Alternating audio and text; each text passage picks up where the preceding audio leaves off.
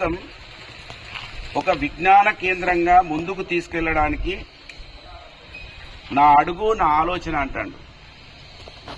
పిచ్చి కుక్కల్లాగా ఒర్రే వాళ్ళ కోసం కాదు అంటున్నాడు. పిచ్చి కుక్కలు ఎవరంటే చదువుకొని ఒక మాజీ స్పీకర్ కొడుకై ఉండి ఒక ప్రతిపక్షానికి సంబంధించినటువంటి ఒక వ్యక్తి మీద, ఒక నాయకుని మీద గంజాయి పెట్టేయడానికి ఆలోచన అయితే ఏదైతే చేసినావో అది నీకు వర్తిస్తుంది. మీరు 17 నెలలైంది, రెండో అకాడమిక్ ఇయర్ స్టార్ట్ అయింది. మీరు మంత్రి అయిన తర్వాత రెండో సంవత్సరం విద్యా సంవత్సరం ఏది జూన్ 12 నుంచే క్లాసులు ప్రారంభమైంది.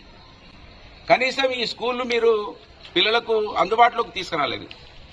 ఏం విజ్ఞాన కేంద్రంగా చేస్తావు నువ్వు విజ్ఞానవంతును అనుకొని నీ అంత అవివేకులు లేడనేది ఈ సమాజం గమనించాలి.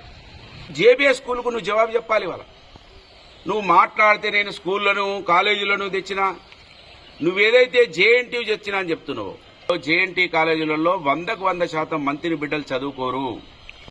నీ కోట్లేసినటువంటి మంత్రిని బిడ్డలు చదువుకునేటువంటి కేంద్రాలు ఏవైతుంటాయో అవి ప్రాథమిక విద్యాలయాలు, కాలేజీలు, ఈ స్కూల్స్లలో ఈ మంత్రిని బిడ్డలు 100కు 100% చదువుతారు.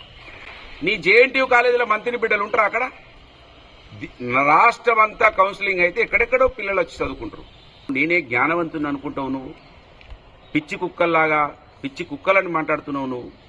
ఎవరు పిచ్చి కుక్కలు అవుతారు? చదువుకొని ఇప్పటి వరకు ఈ పాఠశాలను ప్రారంభించకుండా నువ్వు మంత్రి అయి 17 నెలలు గడిచినా ఇప్పటి వరకు దీన్ని అందుబాటులోకి తీసుకురాలేదు. ఎవరైతారు పిచ్చి కుక్కలు? ఒకసారి జవాబు చెప్పు ఈ సమాజానికి. ఎవరికి అర్థం కాదని నువ్వు మాట్లాడుతున్నావు. స్టేజీలకి ఏది పడుతుందే ఒర్రుతున్నావు. ఒర్రుడు కాదు, పని చేయి. 17 నెలలైంది నీకు మంత్రి పదవి వచ్చి.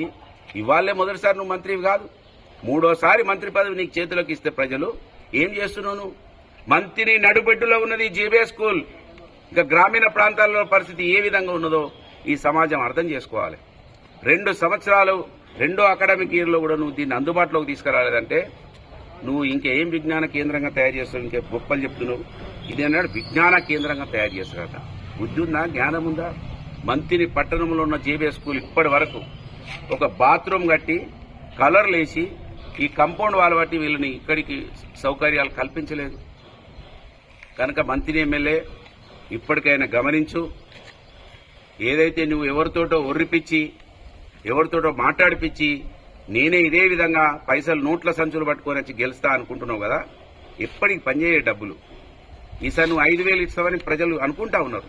నువ్వు 5 కాదు కదా, నువ్వు 50,000 ఓటుకి ఇచ్చినా నీకు ఓటు వేయరు. వేయకుండా ప్రయత్నం చేస్తాం మేము. మాలాంటి వాళ్ళను మాట్లాడితే ఏ విధంగానైతే నువ్వు దూషిస్తున్నావో ఆ దూషణలన్నీ సమాజానికి అర్థం కావాలని మేము ఈ విషయాలన్నీ కూడా ఈ సమాజం దృష్టికి తీసుకొస్తున్నాం. ఖచ్చితంగా ముక్కు నేలకు రాయాలి. నువ్వు విజ్ఞాన కేంద్రంగా ఏ మంత్రిని అయితే తీర్చిదిద్దా అంటున్నావో ఇవాళ జేబీఎస్ స్కూల్ 17 నెలలైంది, ఇప్పటి వరకు అందుబాటులోకి రాలేదు. మేం చేసిన పనులనే పూర్తి చేస్తున్నావు. నీ ముఖానికి ఇంకేం కొత్తగా తెస్తావుగా?